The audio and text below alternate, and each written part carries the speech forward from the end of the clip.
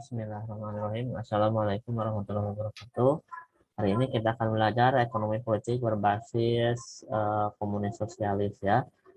Tapi karena dalam ekonomi politik kajiannya bukan pada sistem politiknya, lebih kepada paham marxismenya, maka kita akan bahas ekonomi politik berbasis paham marxisme. Jadi Karl Marx sendiri sebetulnya bukan tokoh politik atau aktor politik ya. Karl Marx lebih kepada filsuf ekonomi. Sebetulnya Karl Marx itu lebih kepada pemikir atau pakar dalam bidang ekonomi. Cuman kebanyakan literatur politik sering menggiring Karl Marx menjadi salah satu tokoh atau orang yang berpengaruh dalam sistem politik dunia. Ya mau tidak mau, jika kita bicara tentang ekonomi, maka yang berpengaruh tentang sistem politik dunia yaitu ekonomi itu sendiri gitu ya. Makanya kita bahas ekonomi politik ini bukan hanya terkaitan dengan sistem politik, ideologi, tapi lebih kepada pola interaksi sektor perekonomian di satu negara atau bahkan lebih besar dari itu, perekonomian atau perdagangan level internasional atau global. Nah, dalam perspektif Marxisme, ekonomi diletakkan menjadi prioritas yang utama dan politik menjadi alat yang kedua. Kenapa bisa seperti ini? Karena pada paham Marxisme, politik adalah alat untuk melanggar kekuasaan, alat untuk menstabilitaskan keadaan negara, alat untuk menyeimbangkan kondisi atau dinamika yang ada di negara, tapi ekonomi lebih dari sekedar alat, yaitu senjata untuk mengembangkan kualitas negara ke arah yang lebih baik.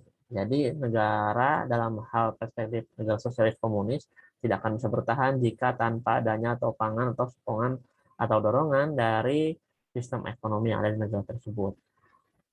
Kita sedikit contoh, sekarang Korea Utara itu di beberapa literatur dan bahkan berita di media massa diberitakan mengalami krisis pangan yang hebat sekali gara-gara krisis COVID ini.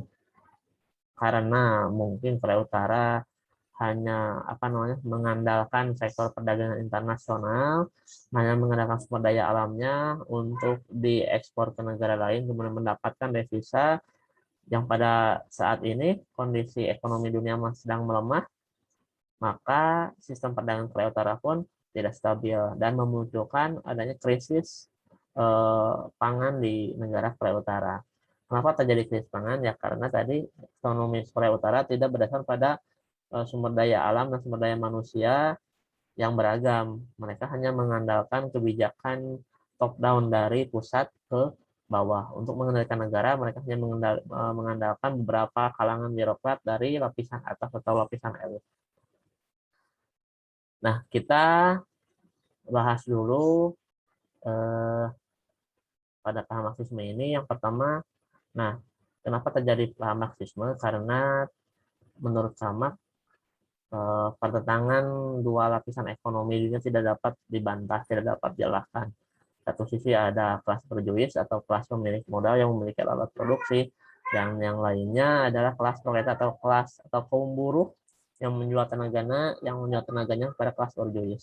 Nah, keuntungan kapitalis berasal dari eksploitasi buruh yang menurut Marx ini tidak sesuai dengan ciri keadilan sosial, ciri komunitas yang setara, yang beradab, yang bermartabat.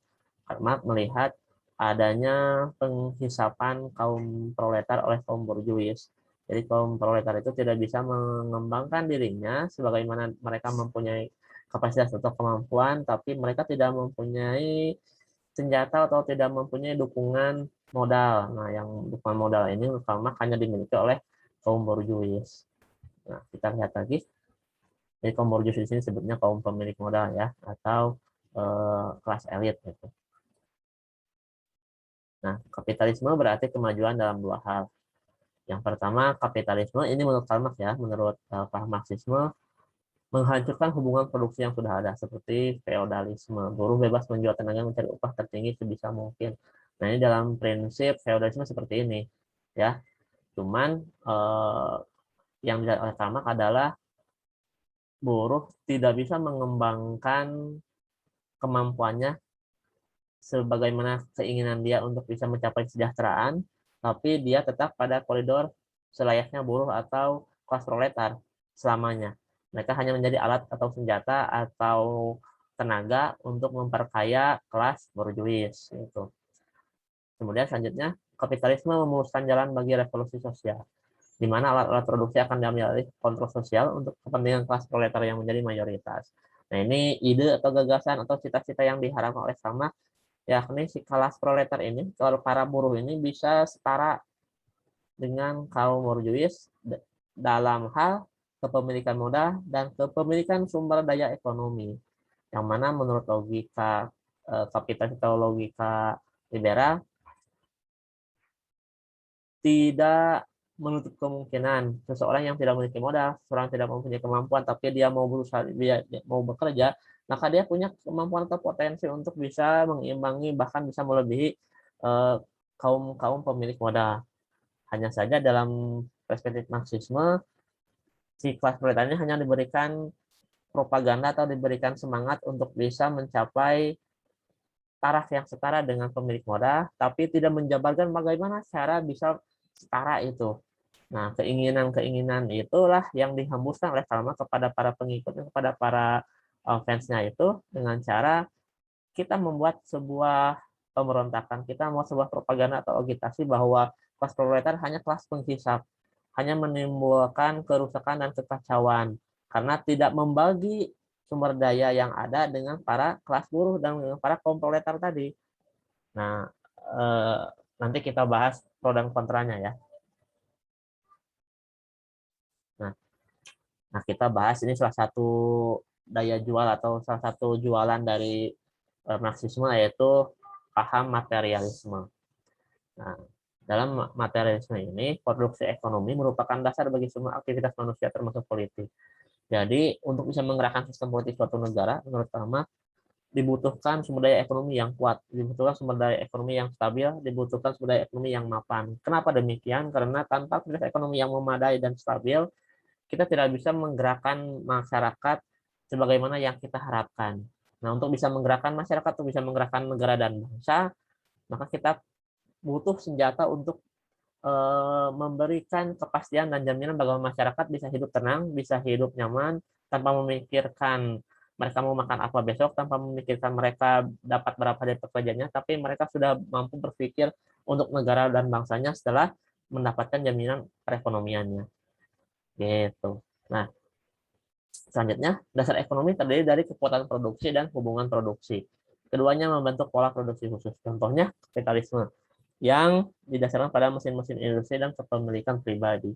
Nah, inilah yang dibantah, yang ditentang oleh Karl Marx, bahwa mesin-mesin industri dan kepemilikan pribadi itu hendaknya dibagi-bagi atau ditiadakan dalam hal privasi atas sumber daya yang ada. Nah, mesin-mesin industri atau apa namanya materi-materi yang digunakan sebagai sumber daya penggerak industri ekonomi itu tidak boleh dimiliki oleh hanya segelintir orang saja, tapi harus dimiliki oleh semua banyak orang tanpa terkecuali. Artinya yang dimiliki oleh pribadi itu harus diberikan kepada negara, dan hak-hak pribadi juga harus dikurangi, karena semakin banyak hak pribadi, semakin banyak pertentangan atau semakin lebar jurang perbedaan antara kaum proletar dan kaum borjuis. Gitu ya. Lanjut lagi. Nah, pandangan Karl Marx tentang ekonomi politik internasional. Negara tidak otonom karena diatur oleh kepentingan kelas penguasa. Negara kapitalis diatur oleh kepentingan kelas borjuis.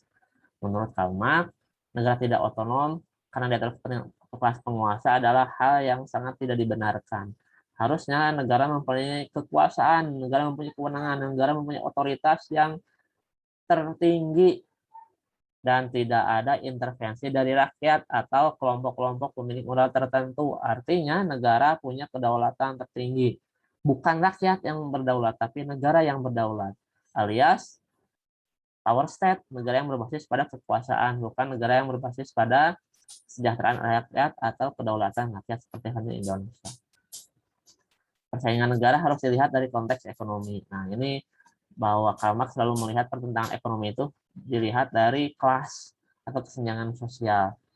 Padahal jika kita berpikir ya, bukan sebagai kaum liberal, tapi kita berpikir sebagai bangsa Indonesia, orang-orang yang mau masuk ke dalam lingkaran kelas pemilik modal, ya minimal mereka harus punya sumber daya yang bisa digunakan, sumber daya yang bisa dijual, bukan hanya tenaga tapi pemikiran juga sama. Nah, Karl Marx hanya berpikir bahwa pada saat itu yang terjadi adalah pertentangan antara kelas pemilik modal dan dengan kelas buruh. Gitu. Tidak melihat bahwa kelas borjuis yang asalnya sebetulnya bukan apa-apa, yang masuk ke kelas proletar bisa naik tingkat, bisa naik kasta, bisa naik kelas ke kelas pemilik modal, yaitu karena sumber daya dan kemampuan serta pengalaman pada saat bekerja. Nah, Karl Marx tidak melihat aspek itunya, gitu. Hanya melihat aspek ada kesenjangan yang besar gitu ya. Kemudian konflik kelas lebih fundamental dibanding konflik antar negara. Ini yang sebetulnya pemikirannya itu melihat pada saat itu gitu ya, pada saat dia hidup gitu. Karena banyak pertentangan. Tidak melihat negara-negara lain yang sebetulnya juga sama. Bahkan di negara liberal pun kelas-kelas sosial, kelas-kelas strata sosial juga banyak yang memiliki kesenjangan sosial yang besar, bukan hanya pada saat Karl Marx hidup gitu ya. Sebagai suatu sistem ekonomi, kapitalisme bersifat ekspansif, selalu mencari pasar baru. Nah, hal inilah yang memunculkan paham bahwa kapitalis itu hanya menghisap negara-negara atau pihak-pihak atau kelompok-kelompok tertentu yang memiliki sumber daya, tapi tidak memiliki kemampuan untuk mengelola sumber daya tersebut. Yang akhirnya hanya memperkaya beberapa kelompok tertentu saja. Gitu, ya. Ada benarnya juga ya. Ada benar juga. Jika buktinya jika kalian masih mendengar apa namanya ada gium yang kaya semakin kaya, miskin semakin miskin. Nah, inilah dasar kenapa Karl Marx menciptakan prinsip komunisme sosialisme yang artinya hak individu lebih dibatasi. Yang berhak itu adalah negara. Jadi negara yang mengatur warga negara, bukan pasar atau warga negara sendiri yang menentukan hidupnya. Nih, seperti ada baiknya ada kurangnya juga ya. Nah, kesimpulan nih. Ekonomi adalah situs eksploitasi dan ketimpangan antar kelas sosial. Nah, ini yang menurut kamu ya. Politik ditentukan konteks sosioekonominya sudah jelas bahwa sistem politik harus nurut terhadap sistem perekonomian suatu negaranya. Ekonomi yang mengatur politik, bukan sebaliknya. Pas ekonomi yang dominan juga dominan secara politik. Nah, ada beberapa kesamaan ya yang disampaikan oleh Karl Marx pada saat sekarang ini ya. Jadi kebanyakan para politisi khususnya di Indonesia itu yang sudah umumnya sudah mempunyai sistem atau sumber daya yang mapan dalam bidang ekonomi. Jadi ketika mereka terjun ke politik, mereka sudah siap dengan segala kemampuan dan segala konsekuensinya. Kemudian yang terakhir, pembangunan kapitalis global tidak berjalan secara seimbang, serta menghasilkan krisis dan kontradiksi baik antar negara maupun kelas sosial. Memang pada faktanya tidak menutup fakta bahwa semakin liberalis dan semakin kapitalis suatu negara atau sistem perekonomian suatu negara juga memunculkan jurang perbedaan yang besar, memunculkan apa namanya gap yang besar antara yang si miskin dan yang kaya, yang pemilik modal dengan yang kaum buruh. Cuman jika kita lihat sekarang ya, bahkan buruh zaman sekarang dengan gaji UMR pun mereka tidak disebut kelas miskin, gitu ya. Mereka bisa apa namanya bisa bertahan hidup bahkan lebih dari cukup ya. Itu jika di Indonesia gitu. Cuma nggak tahu kalau di Cina atau di Korea Utara karena sistemnya masih sosialis komunis, apakah para pekerja itu masih sama dengan prinsip atau rekam jejak pada zaman dulu, yaitu semua aset yang dimiliki oleh pribadi adalah milik negara juga.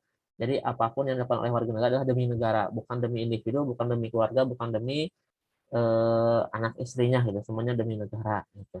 Apakah seperti itu gitu ya? Nah, ini sedikit bagan ya hasil kesimpulan tadi. Jadi hubungan antara ekonomi dan politiknya, ekonomi yang lebih dominan. Aktor utama yaitu kelas gitu ya. Aktor politiknya Yang dipertentangkan di sini adalah kelas atau kesenjangan. Sifat hubungan ekonominya bersifat konfliktual atau zero sum game. Artinya tadi siapa yang memiliki modal dia yang paling berkuasa. Tujuan ekonominya ya tujuan kepentingan kelas masing-masing gitu. Jadi kalau kapitalis itu mempertahankan sektor produksi sebagai materi yang dia miliki, kalau kelas proletar lebih pada berjuang agar dia tidak hanya tetap berada di kelas buruh, tapi bisa beranjak ke kelas yang lebih tinggi atau bisa menyamai kelas pemilik modal. Gitu saja dari saya. Terima kasih. Soalnya silakan nanti jawab dan upload di Sepada gitu ya. Yang pertama, tulis kesimpulan yang kalian bisa eh, tunjukkan dari materi kali ini ya. Kesimpulannya harus berdasarkan pada literatur atau referensi yang berasal dari jurnal atau buku yang membahas tentang ekonomi politik berbasis Marxisme. Kemudian yang kedua, eh, jelaskan menurut pendapat dan opini kalian apakah sistem ekonomi politik berbasis Marxisme ini masih berjalan sampai sekarang dan apa buktinya dan tunjukkan data faktanya seperti apa. Yang ketiga, misalkan menurut kalian lebih dominan mana antara ekonomi politik berpaham liberalis, kapitalis, dengan ekonomi politik berbasis Marxisme, komunis, sosialisme. Berikut sampaikan juga data dan argumentasi yang bisa kalian gunakan. Jika hanya memilih, Pak, saya hanya menjawab lebih banyak kapitalis liberalis, Pak. Buktinya apa? Nggak ada bukti. Berarti saya anggap tugas kalian kurang nilainya. Gitu ya. Jadi harus pakai argumentasi yang mantap dan data yang valid. Terima kasih. Itu saja yang dari materi yang bisa saya sampaikan hari ini. Silakan nanti kerjakan semaksimal mungkin pada. Terima kasih. Wassalamualaikum warahmatullahi wabarakatuh.